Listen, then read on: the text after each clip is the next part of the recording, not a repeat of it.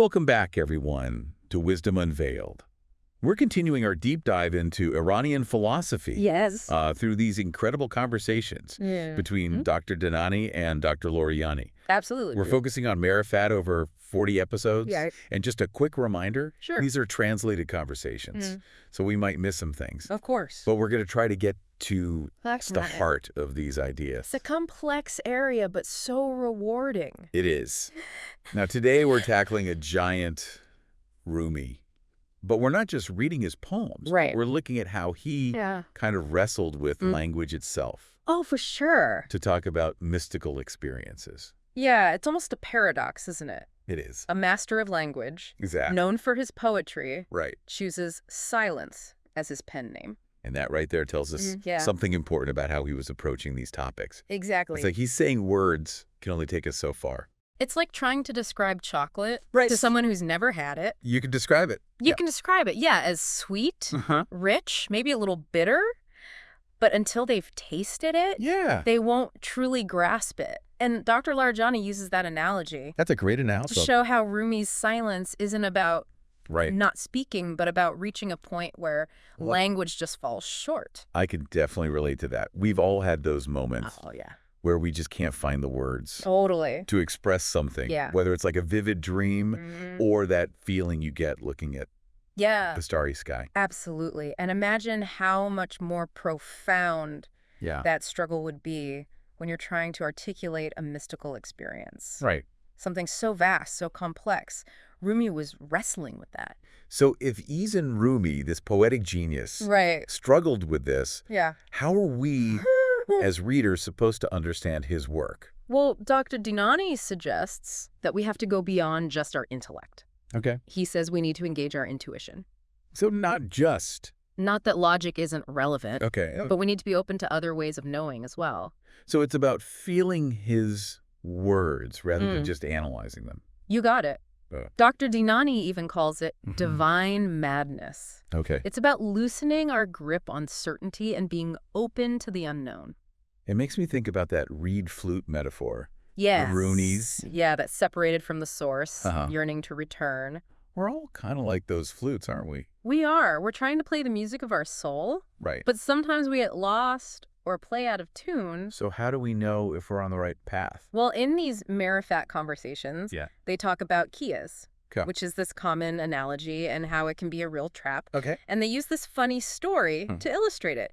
Imagine a parrot gets punished for spilling oil. Then later, it sees a bald man and assumes, oh no, you must have spilled oil too. That's funny. It's hilarious, but it really highlights how we make Right. judgments based on surface similarities Yeah. without thinking about the deeper differences. And it's not just parrots. I think we all do that, right? We do, absolutely. Like if we see someone who looks devout, Exactly. we just assume they must be spiritually advanced. Right, but Dr. Dinani and Dr. Larijani warn us against that kind of thinking. Okay. They give another story Okay. about a man who prays for 60 years, Wow. but his only concern is that he needs a donkey Okay. to graze on God's grass. So outward actions don't always reflect They don't. inner transformation. They don't always. It's like judging a book by its cover. Right, you have to read it to know what's inside. So it's not just about what people do, Yeah, but how they think and speak. exactly. How those actions connect to deeper understanding. That's And we have to watch out for our own Qiyas traps. You do. Just because someone seems spiritual doesn't mean they have true inner depth. Right. So how do we approach someone like Rumi, That's the question. whose words can seem so cryptic Yeah. or paradoxical? Well, Dr. Dinani stresses Yeah. that action is still important. Okay. He says thought without action is inert. But he Wow. says the actions should stem from and lead to further thought. So it's not just about sitting around thinking deep thoughts. Yeah, it's not. You have to put them into practice. Exactly. And it deepens your understanding. And when it comes to understanding Rumi, Okay. you have to pay attention to how he thinks and speaks, Okay. not just the outward actions. With all this talk of intuition and divine madness, Yeah. It sounds like we're throwing logic out the window. Not quite. Okay. It's more about recognizing the limits of logic, Okay. especially when we're dealing with the mystical. He actually brings up another modern pitfall, Yeah. positivism. Positivism. Yeah. Isn't that a scientific method? Like a good question. What's that got to do with Rumi? He's using the word in a broader sense here. Okay. Not just as a scientific method, Right. but as this tendency to prioritize the tangible, Okay. the measurable, Ah. and neglecting the deeper meaning. So when we come to Rumi's work, Yeah, we need to bring more than just our logical minds. exactly. You need to cultivate Oh. those extra senses that Yeah. Dr. Dinani talks about. Intuition, empathy, wonder. So we need to be open to the possibility Absolutely. that there's more to reality Yeah, than what we can just see and measure. that's it. So we approach Rumi's work with humility, Mm-hmm. knowing there might be things we don't understand Oh. at first glance. Absolutely. And that's where the adventure begins. Right. In that not knowing, in the questioning, and being open to the unexpected. I'm still a bit confused by this idea of divine madness. Sure. What does that look like? Yeah, it's a great question. They spend some time unpacking that. Okay. It's not about abandoning reason, Right. but it's about loosening our grip on certainty. Okay. It's about being willing to step outside our comfort zones Okay. and explore new ways of experiencing and thinking about the world. So it's more about expanding our minds rather than shutting them down. Exactly. Cultivating curiosity. Yeah, a playful curiosity. Yeah. A willingness to embrace the paradoxical and the unknown. Okay, so it's not about becoming irrational, No. but about becoming more open, Exactly. more receptive to the nuances, Yeah. the layers of meaning. The world's a much more wondrous and mysterious place than we give it credit for. And Rumi's inviting us He is. to dive into that mystery, He is. to explore those depths. Absolutely. This is all so inspiring, but if even Rumi, this master of language, Right. struggled, what hope do we have? Well, in the next part of our depth dive, Okay. we'll explore some specific techniques Okay. and approaches that Dr. Dinani and Dr. Larijani suggest Right. for engaging with Rumi's work. I can't wait. Yeah, they give some really practical advice Oh. for how we can open ourselves Yeah. to the power of his words and ideas. This has been an incredible start It has. to our deep dive on Rumi. I feel like my mind's already expanding. Me too. I think our listeners are in for a real treat Yeah. as we continue to explore these profound ideas. Awesome. We'll be back soon with part 2 of our exploration of Marifat and Rumi's insights Great. into language, mysticism, and the human condition. Looking forward to it. Me too. So you were asking about how to approach Rumi's work. Yeah, how to really honor Yeah. its depth. Yeah, it's a challenge. It is. But that's part of the beauty, isn't it? I think so. That endless depth, the invitation to explore and discover. Right. And Dr. Larijani points out that Rumi uses language to do more than just convey information. Okay. He uses it to actually evoke a state of being Interesting. in the reader. Okay, so it's not just about understanding the meaning of the words, Not but because letting them it kind of is. work on us That's it. on a deeper level. Exactly. And they discuss Yeah. Rumi's exploration of fana, Okay. that annihilation of the self and the divine. Mm-hmm. And they highlight a passage where he uses repetition. Okay. And these really evocative images, almost like a sonic representation Wow. of that dissolution of the ego, Okay. that merging with the beloved. So the sounds, the rhythm, the way the words are used Yeah. all contribute to that experience. They do, Yeah. exactly. Rumi was a master Yeah. of using language in this multidimensional way. Right. And Dr. Larijani cautions that Mhm. this is something that's often lost in translation. Right, because those layers of meaning. Yeah, the way the words play on the ear Yeah. and the heart, Mm-hmm. they're hard to convey in another language. It's like understanding a joke Yeah. in another language. Exactly. Sometimes you don't get it. Yeah, or like trying to explain a certain type of music Yeah. to someone who's never heard it. That's a great analogy. You can describe the instruments, the tempo, the melody. But until they felt it, Yes. they won't truly get it. Right. So how can we as readers bridge that gap? Well, Dr. Dinani gives some practical advice. Okay. He says we need to approach Rumi's poetry with humility Okay. and recognize that our understanding might be limited. Right. You know, it's like entering a vast forest. Uh-huh. You wouldn't expect to understand its complexity just by looking at a couple trees. Okay, so being open to the mystery. Yes, We might not get it all at first. absolutely. And being okay with that. Right. Don't be afraid to ask questions, to delve deeper. Okay. to sit with the text and let it wash over you. It goes back to that divine madness a little bit. And it does. Right, letting go. Letting go. About that need to control. Yeah. Yes, embrace the unknown. Right. Be willing to be surprised, to have your assumptions challenged. Dr. Dinani says that engaging with Rumi He does. is a journey. It is. Not a destination. That's it. So we don't have to be instant experts. Yeah. We can be learners. We can. And explore. Yeah. And Dr. Larijani adds that we should pay attention to our internal responses. Okay. As we read. What emotions come up? Right. What thoughts? What questions? It's not just the intellectual. It's not. But it's that emotional, yes, almost visceral response. That gut feeling. Those feelings are clues. They can point us toward deeper meaning. That maybe we don't grasp at first. Exactly. It's like those words are triggering something deep inside us that we might not be aware of. It's like a mirror. It is. Reflecting back our own inner landscape. Beautifully put. And the more we engage with his work, the more we cultivate those extra senses. The more we start to see ourselves and the world and the divine in new ways. That's it.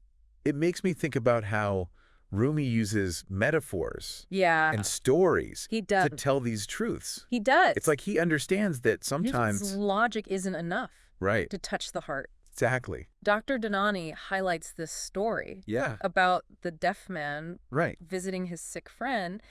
And the deaf man misinterprets what his friend is saying. Yeah, because he's projecting his own. He is. He's projecting his own assumptions onto the situation. Exactly. It's a powerful reminder to approach these encounters with openness. Yes. With curiosity. With curiosity. And really try to see the world through the other person's eyes. Yes. Not just impose our own interpretations on everything. That's right. And this goes back to that idea of Qiyas. Yes, it does. That tendency to rely on those surface similarities. Right. We think we understand, but we're really only seeing the surface. Like the parrot and the bald man. Exactly. We laugh, but we do. It's so easy to fall into that. It is. Especially when we're talking about complex topics like spirituality. And Rumi is challenging us. Yeah. To be more aware of those traps. Okay. To cultivate a discerning mind. Right. To move beyond those simple comparisons. Yeah.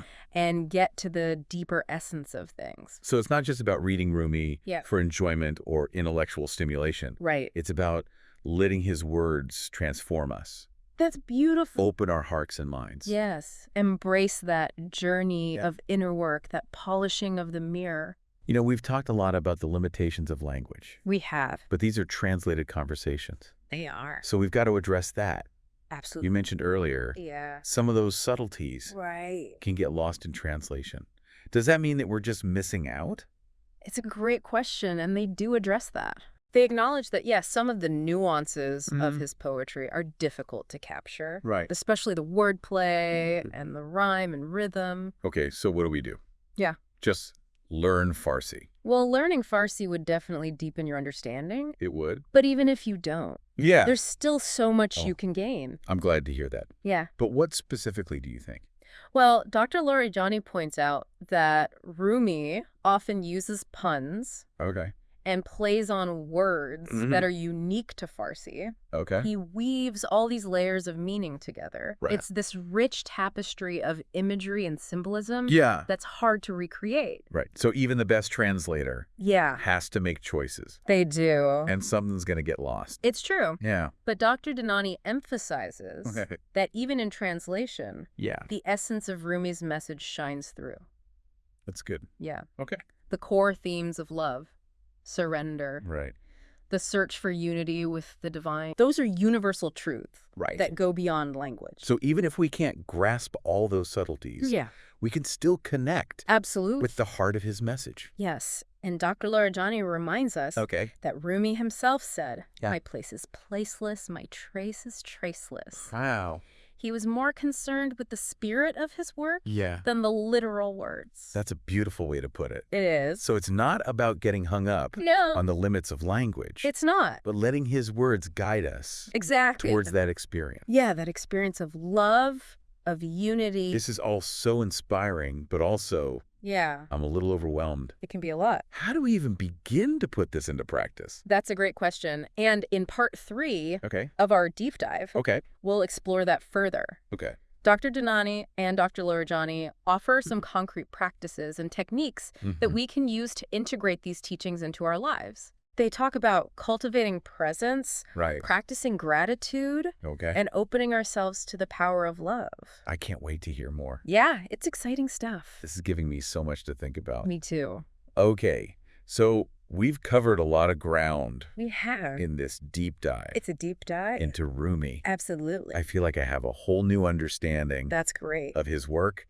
Yeah. And I'm excited to keep exploring these ideas. Me too. And I hope our listeners are too. Yeah. We've only scratched the surface of Rumi's wisdom. Right. But hopefully it sparked a curiosity and a desire to go deeper into this tradition. This is all so amazing. It really feels like my perspective is shifting. It is. My heart's opening. Yeah. I'm seeing the world and myself in a whole new light. That's the power of Rumi. It is. He cracks us open, helps us see beyond our limitations. I'm so eager to see where this journey takes us next. Me. I hope our listeners are too. I hope so. We'll be back soon with part 3 of our exploration of Marifat and Rumi's timeless teachings on love, language, and the search for unity. So we've talked about how hard it is to understand Rumi, even in translation. Right. And how we need to use our intuition. Yes. And our emotions. Exactly. But how do we actually apply this? That's the question, isn't it? To our daily lives. Yeah, it's one thing to read his poetry and feel inspired. Yeah, it all feels a little abstract. It does. But to actually live those teachings. Right. How do we go from those metaphors to that experience? Right. Of unity and love? Well, Dr. Dinani really emphasizes it's a process. It's a journey. Right. And it takes effort and self-reflection. Well, it's not about reaching some perfect state. No, it's not about perfection. It's about constantly refining our understanding, our way of being. He talks about it like polishing a mirror. He does. Yeah. The more we work on ourselves, the clearer the reflection becomes. Okay, so it's this ongoing process of refinement. Yes, and they suggest some practices that can help us along the way. Okay, like what? Well, one of the most important is presence. Presence. You know, like being mindful. Okay, being present. But it's more than that. It's bringing your full attention to everything you do. Right, even the little things. Even the little things. Washing the dishes. Having a conversation. Just breathing. Finding that sacred in the ordinary. Exactly. And Dr. Larijani reminds us that Rumi did this too. Okay. He saw the divine in everything. Yeah. In nature, in kindness, in the challenges. Like that quote. Oh, which one? The wound is the place where the light enters you. Beautiful quote. It's like he's saying that our pain can be a source of growth. Even in the darkness, there's that spark of the divine. And cultivating presence helps us see that. Helps us appreciate the beauty and wonder around us. So presence can help us feel that connection. It can. Rumi talks about. It helps us shift from separation to belonging. Okay, so presence is key. Yes. And another one is gratitude. Gratitude, okay. Dr. Dinani talks about how gratitude can shift our focus from what we lack to what we have, from scarcity to abundance. So appreciating what we have. Yes, even the small things. Right. And it's not just about feeling it, it's expressing it. Right, like Rumi did. Exactly. He used his poetry to express his gratitude. For creation, for life. Exactly. And we can express gratitude in so many ways. Through art, music, kindness. Yeah, even just saying thank you. Exactly. Find what works for you. Okay, so we've got presence, we've got gratitude. Yes, and Dr. Dinani also emphasizes love. Okay, not romantic love. Not just romantic love, that unconditional love. Right. That all-encompassing love. The one that embraces everyone. Yeah, that sees the divine in everything. Yes. Okay, how do we do that? Well, it can be challenging. Yeah. But he says it starts with ourselves. Okay, loving ourselves. Yes, unconditionally. Even with all our flaws. He suggests practicing forgiveness. Of ourselves and others. Right. Because holding on to anger. It just creates more suffering. Doesn't help. He also talks about letting go of attachments. Those things we cling to. That keep us from freedom and joy. Yeah. It's a central theme in Rumi's work. Surrender. Letting go. And through that, we find liberation. It's like Rumi's giving us a roadmap. He is how to live. A path to meaning and purpose. Even amidst all the challenges. Exactly. And that's why his work is so timeless. It is. He speaks to something deep within us. Yeah. That goes beyond culture and language. Well, this has been incredible. It has. This deep dive. A real journey. Into Rumi and Iranian philosophy. I feel like we've only scratched the surface. Me too. But hopefully it sparks something in our listeners. A desire to learn more. To explore further. This has been Wisdom Unveiled. Keep those hearts open. And keep exploring.